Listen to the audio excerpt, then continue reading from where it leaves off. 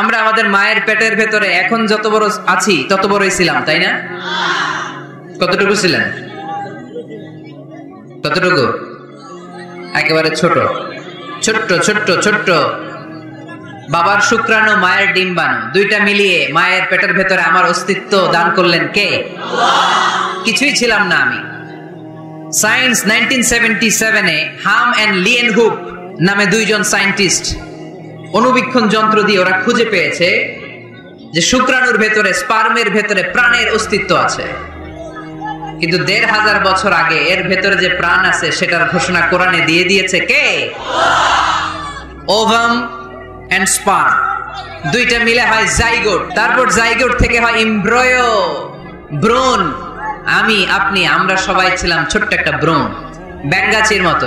বর্ষাকালে মাতু আইলে খালে বিলে ব্যাঙের পোনা পাওয়া যায় না? দেখতে মাছের বাচ্চার মতো, তাই না? ছোট বাচ্চারা মনে করে মাছের পোনা, বাড়িতে দইরা নিয়ে আস, মারাকে মা পোনা লয়ে আসি, মায়ের দেখে দেখ কোনি আছে না নাই? আসলে কি এটা মাছ? এটা কি ব্যাঙের পোনা? তো আমরা, আমি, আপনি, প্রত্যেকে আমরা ব্যাঙের পোনার মতো ছিলাম, রক্ত চোষা জোকের মতো ছিলাম, মায়ের জরায়ুর দেয়ালের মধ্যে লেগেছিলাম। তারপরে আল্লাহ তাআলা আমাদেরকে বড় করতে আরম্ভ করলেন।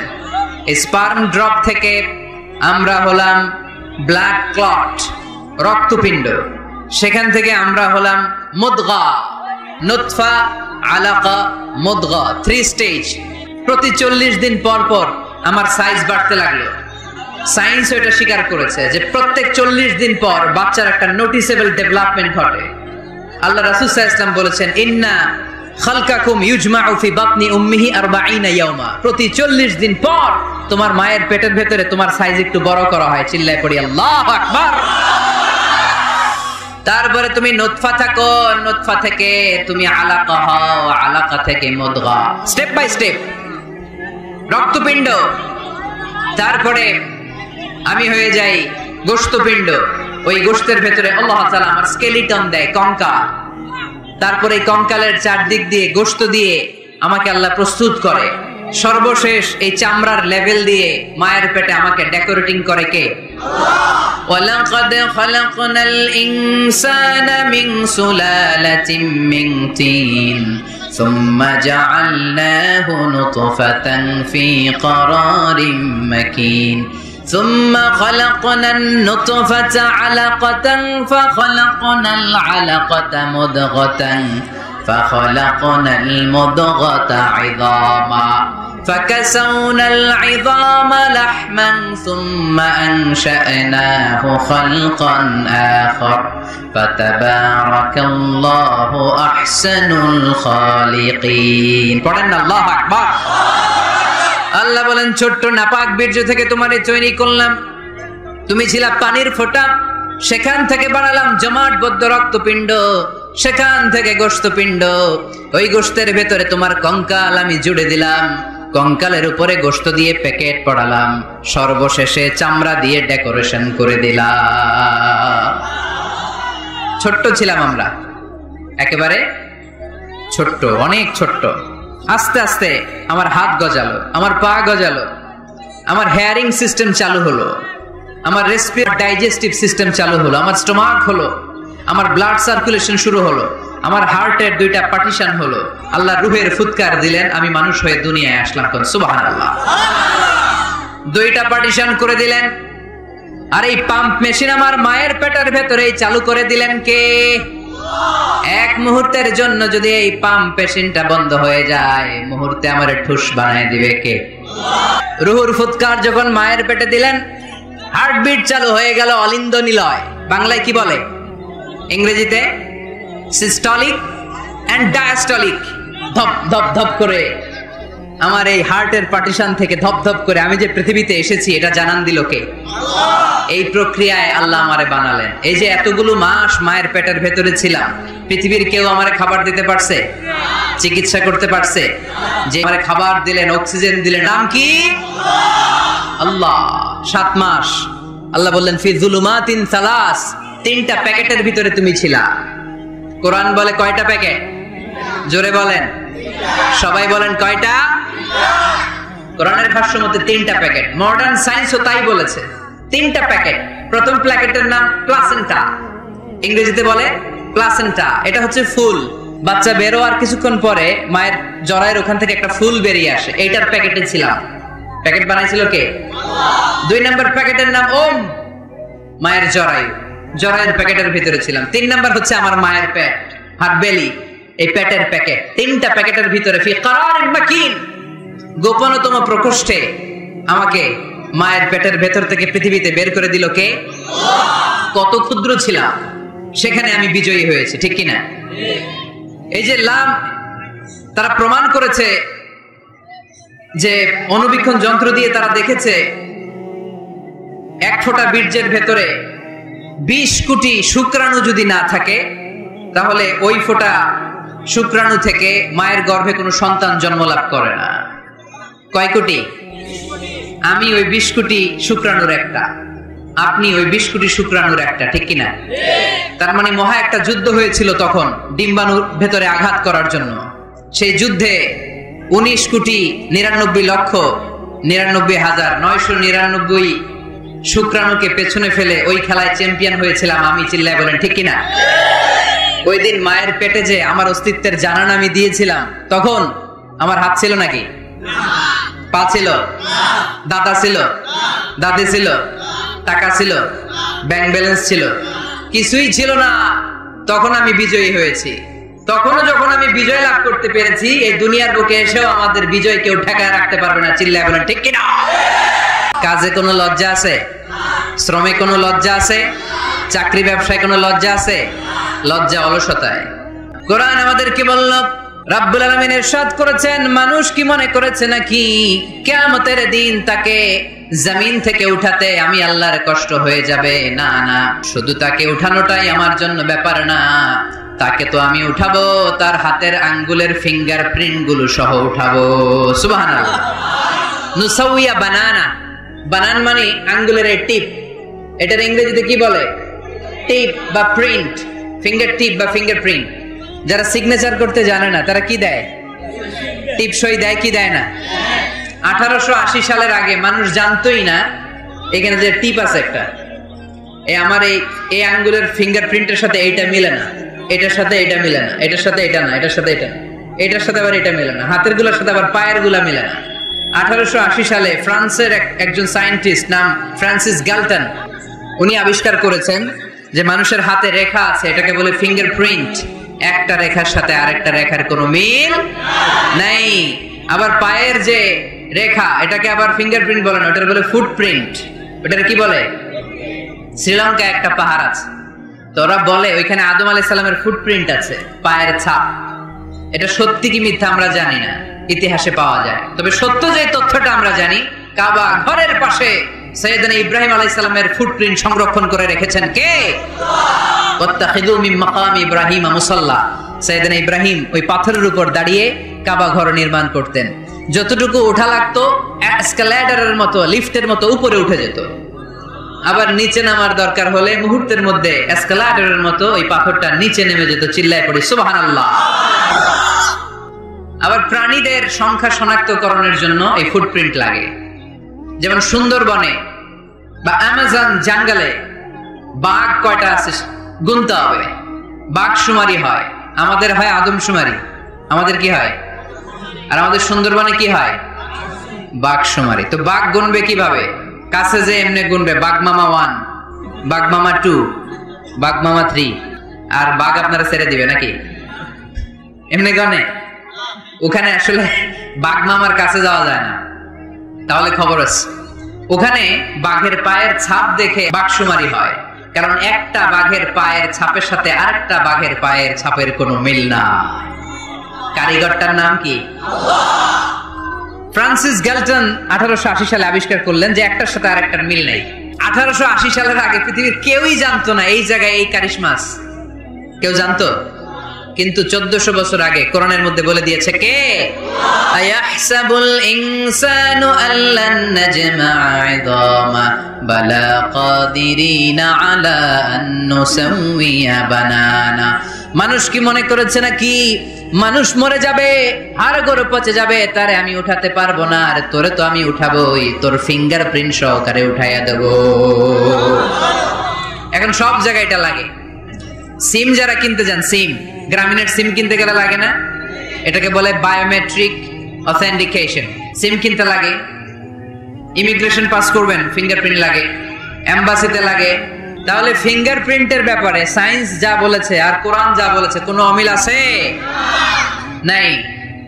এরপর আল্লাহ যে উঠাবেন, মিনহা খালাকনাকুম ওয়া ফিহা নুঈদুকুম ওয়া মিনহা নুখরিজুকুম তারাতান উখরা।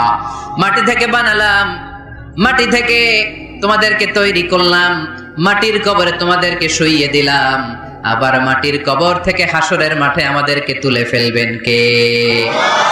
এখন এই যে মাটির ভেতরে আমরা রইলাম, মাটির ঘরে আমরা থাকলাম, পচে গেলাম, মরে গেলাম, কিভাবে উঠাবে?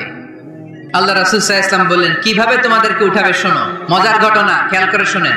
আল্লাহ রাসূল সাল্লাল্লাহু আলাইহি ওয়াসাল্লাম বললেন, সহিহ মুসলিমের বর্ণনা, ইন্না ফিল জাসাদি আযমান লা তাআকুলুহুল আরদু আবাদান ওয়া মিনহু ইউরাক্কাবুল খালকু কুল্লুহু ইয়াউমাল কিয়ামা। আল্লাহ রাসূল বললেন, নিশ্চয়ই প্রত্যেক মানুষের, প্রত্যেক প্রাণীর দেহের মধ্যে একটা ছোট হাড় আছে। কি আছে? হাড় বা হাড্ডি। লা তাআকুলুহুল আরদু আবাদা, মাটি কখনো এই হাড্ডিটারে খেতে পারে না। ওয়া মিনহু ইউরাক্কাবুল খালকু কুল্লুহু ইয়াউমাল কিয়ামা, কিয়ামতের দিন ওই হাড্ডিকে বেসিক ধরে সবগুলো মানুষকে দাঁড় করায় দিবে কে? আমাদেরকে কবরস্থানে যখন শুইয়ে দেয়া হয়, আমাদের হাত পা মাটিতে খেয়ে ফেলে, সব জীর্ণ শীর্ণ হয়ে যায়, পচে যায়, গলে যায়। কিন্তু শিরদাঁড়ার নিচে ট্রায়াঙ্গেল, ত্রিভুজ আকৃতির যে হাড্ডির কণা, যেটার নাম কক্সিক্স, ওইটা কখনো পচে? কিয়ামতের দিন ওই কক্সিক্স থেকে ওইটাকে বেসিক অফ দা বেসিক্স ধরে আমাদেরকে উঠায় দিবে কে? এজন্য আল্লাহ বললেন, মিনহা খালাকনাকুম ওয়া ফিহা নুঈদুকুম ওয়া মিনহা নুখরিজুকুম তারাতান উখরা। মাটি থেকে বানালাম, মাটির কবরে শুইয়ে দিলাম, আবার মাটির কবর থেকে তোমাদেরকে দাঁড় করাবে কে? তাহলে আজবুজ জানাব কোরআনের ভাষা, হাদিসের ভাষা, বিজ্ঞানের ভাষা হচ্ছে কক্সিক্স। মিল আছে না নাই? চিল্লায় বলতে হবে, মিল আছে না নাই? কি কষ্ট হচ্ছে আপনাদের? আর 2-1 মিনিট শুনবেন, শুনবেন, শুনবেন। তাহলে তাকবীর পড়েন, লিল্লাহি তাকবীর, লিল্লাহি তাকবীর, লিল্লাহি তাকবীর। তাহলে হিউম্যান অ্যানাটমি নিয়ে আমরা সায়েন্সের ভাষ্য আর কোরআনের ভাষ্য যা শুনেছি, মিল আছে না নাই? এবার আমরা ফিজিক্স নিয়ে শুনবো। ফিজিক্স মানে কি?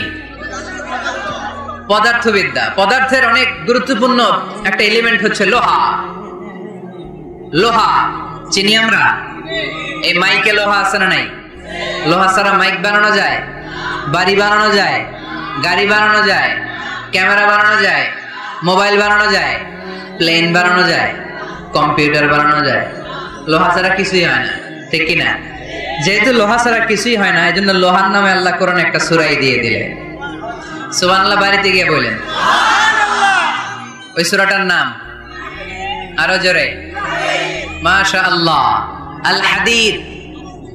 আল্লাহ বললেন, ওয়া আলান্না লাহুল হাদিদ, ও দাউদ তোমার জন্য লোহারে আমি নরম বানিয়ে দিলাম। ফিহি বাসুন শাদীদ ওয়া মানাফিউ লিন-নাস ওয়া আনজালনাল হাদিদা ফিহি বাসুন শাদীদ ওয়া মানাফিউ লিন-নাস।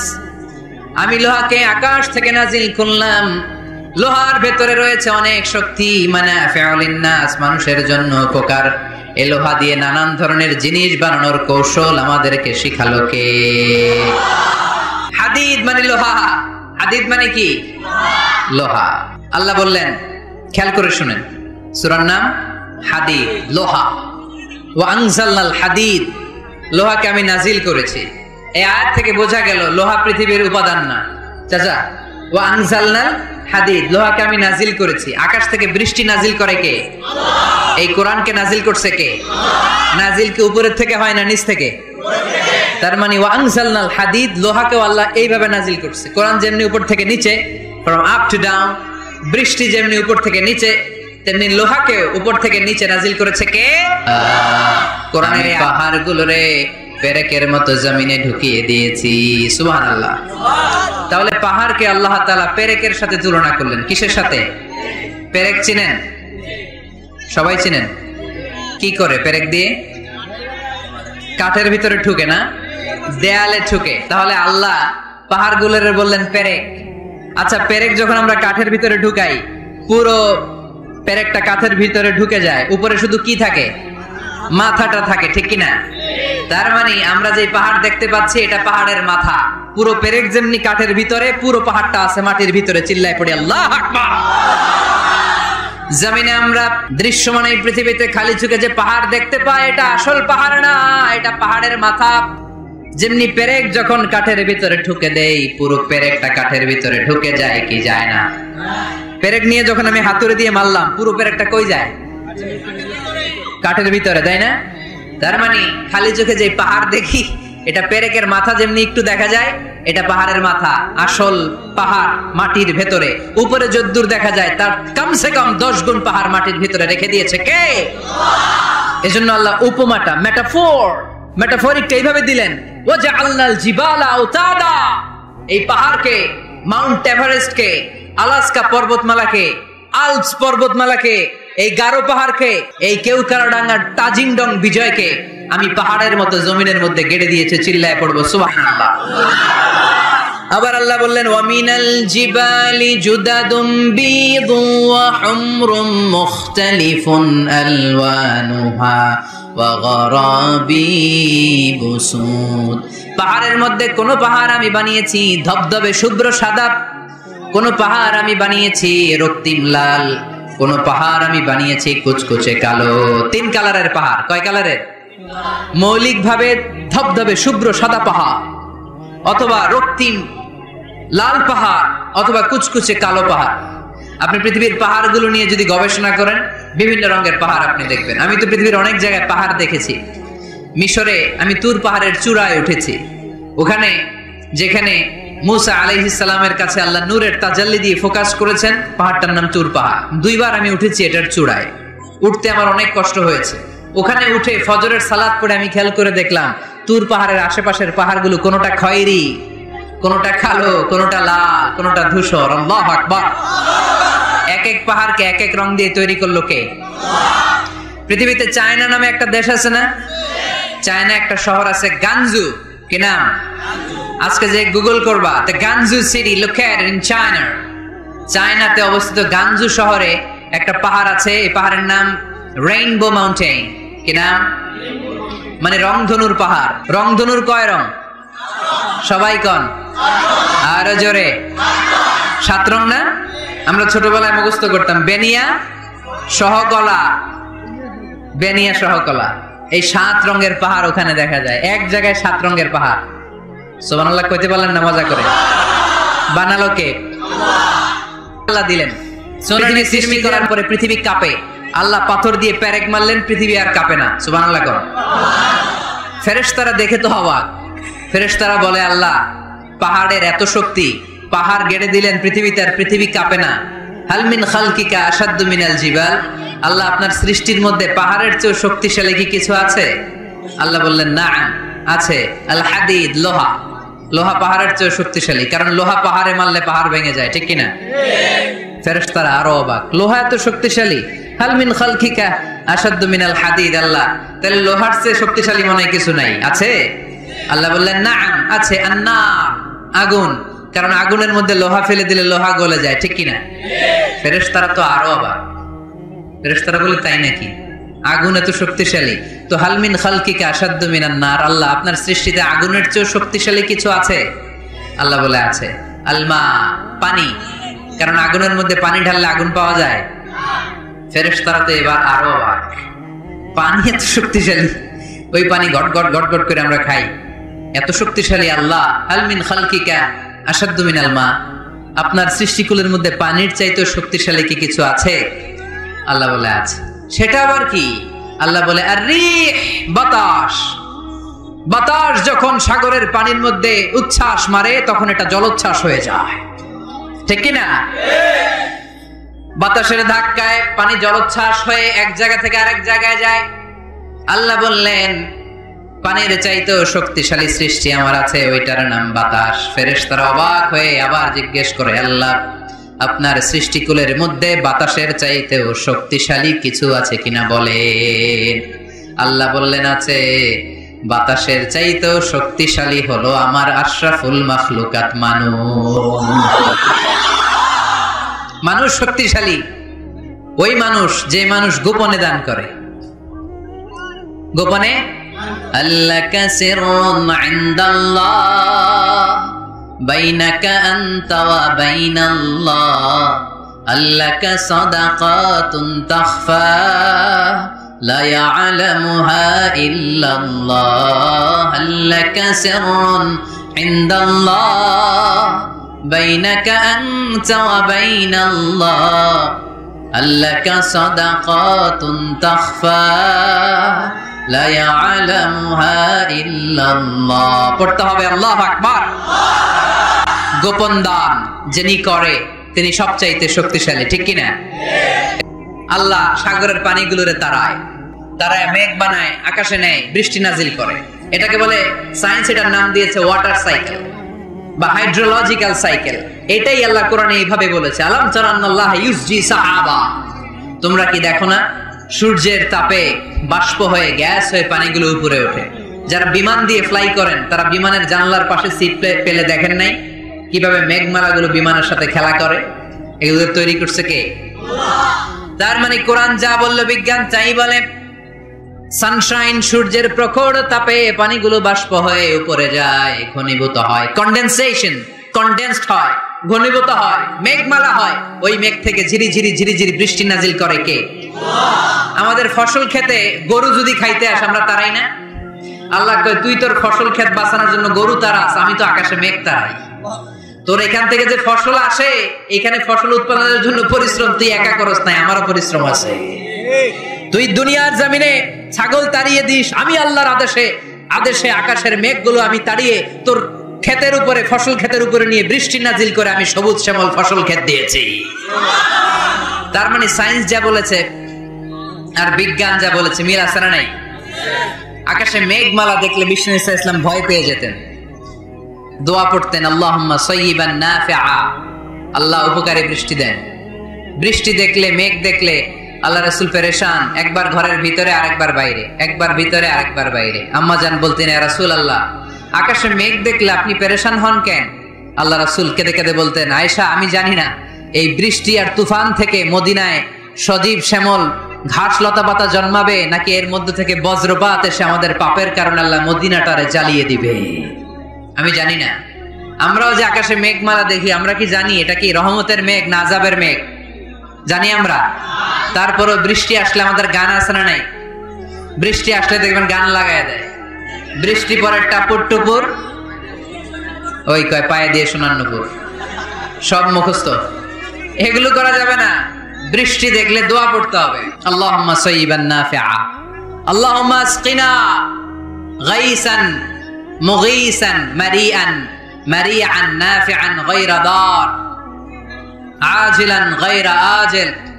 আল্লাহ এই মেঘমালা থেকে এমন বৃষ্টি দাও যে বৃষ্টি আমাদের জন্য কল্যাণকর, যে বৃষ্টিতে ঘাস লতা পাতা জন্মায়, যে বৃষ্টিতে আমাদের গবাদি পশুর জন্য রিজিক থাকে। কল্যাণকর বৃষ্টি দাও আল্লাহ, ক্ষতিকর বৃষ্টি দিও না, তাড়াতাড়ি দাও, দেরি করো না। চিল্লায় পড়ে না আমিন? কানগুলো খরগোশের কানের মতো খাড়া করে শোনেন। আল্লাহর হাবিব বললেন, মুস্তাদরাকে হাকিমের হাদিস, সিনতান লা তুরাদ্দান, দুই দোয়া আল্লাহ কখনো ফিরিয়ে দেন না। কয় দোয়া? এক হচ্ছে ইনদান নিদা, আজানের পরে যে দোয়াটা করা হয়, আজান আর একামতের মাঝখানে দোয়া, আজানের সময় দোয়া, এই দোয়া আল্লাহ ফিরিয়ে দেয়, একটা গেল। দুই নাম্বার হচ্ছে তাহতাল মাতার, বৃষ্টির নিচে দাঁড়িয়ে দোয়া করলে ওই দোয়া কবুল করে কে? আল্লাহ। আর আমরা বৃষ্টির নিচে দাঁড়িয়ে আঁকা বাঁকা মেঠু পথে কোনরূপসী হেঁটে যায়, আছে না নাই? বৃষ্টি আসলে আমরা ভাবুক হয়ে যাই, দরজা জানলা বন্ধ করে দিয়ে অনেকে গান বাজনা ছেড়ে দেয়, হিন্দি গান লাগায় দেয়। এই 16 ডিসেম্বরেও দেখলাম কিছু কপাল পোড়া বাংলা দেশাত্মবোধক গানের পরে হিন্দি গান লাগাই দিচ্ছে। কত বড় ডাকায়, কোথায় কি করতে হবে ওইটাও জানে না। সেজন্য বৃষ্টি নাজিল হলে আমরা যেন আল্লাহর কাছে দোয়া করি। বৃষ্টির সময় দোয়া করলে ওই দোয়াটা কবুল করে কে? তাহলে ফিজিক্সের এই পোরশনে আমরা লোহা নিয়ে কথা বললাম, বায়োলজিক্যাল অ্যাসপেক্ট অফ মাউন্টেইনস, পাহাড় নিয়ে কথা বললাম পানি নিয়ে। এবার আমরা জুলজি নিয়ে কিছু কথা বলে মুনাজাতের দিকে যাব ইনশাআল্লাহ। প্রাণীবিদ্যা, জুলজি মানে কি? প্রাণীর কথা তো আর কোরআনে নাই। প্রাণীর নামে আল্লাহ কোরআন একটা সূরায় দিয়ে দিয়েছে, সূরাতুল আনআম। আবার 5টা প্রাণীর নামে আলাদা আলাদা সূরা আছে না নাই?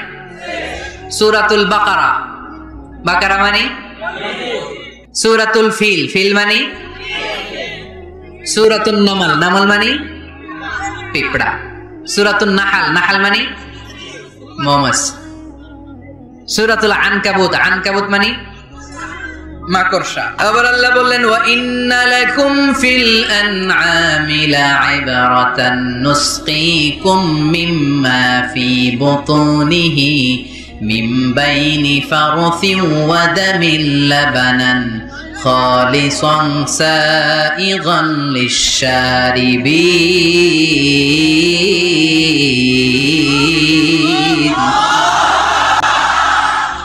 প্রাণীর পেটের ভেতর থেকে আমি তোমাদের জন্য একটা লিকুইড পদার্থ বের করি, মিন বাইনি ফারসিন ওয়া দামিন লাবানা। এই লিকুইড পানিটা গোবর আর রক্তের মাঝখান দিয়ে আমি বের করি, কিন্তু এই পানিটার মধ্যে গোবরও মিশে না, রক্তও মিশে না। সুবহানাল্লাহ। আল্লাহ বললেন মিন বাইনি ফারসিন ওয়া দামিন লাবানা। ফারস মানে গোবর, ফারস মানে দাম মানে রক্ত, দাম মানে, তাহলে গরুর পেটের এক লাইনে থাকে গোবর, এক লাইনে, আরেক লাইনে রক্ত।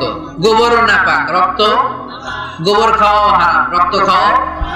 দুই হারামের মাঝখান থেকে, দুই পচা জিনিসের মাঝখান থেকে, দুই বিদঘুটে জিনিসের মাঝখান থেকে দুধ আমাদের জন্য বের করে দেয় কে? মেকানিজমটা দেখছেন? মিন বাইনি ফারসি ওয়া দামিন লাবানা, একদিকে গোবর একদিকে রক্ত, মাঝখান দিয়ে স্বচ্ছ দুধ। সুবহানাল্লাহ পড়েন।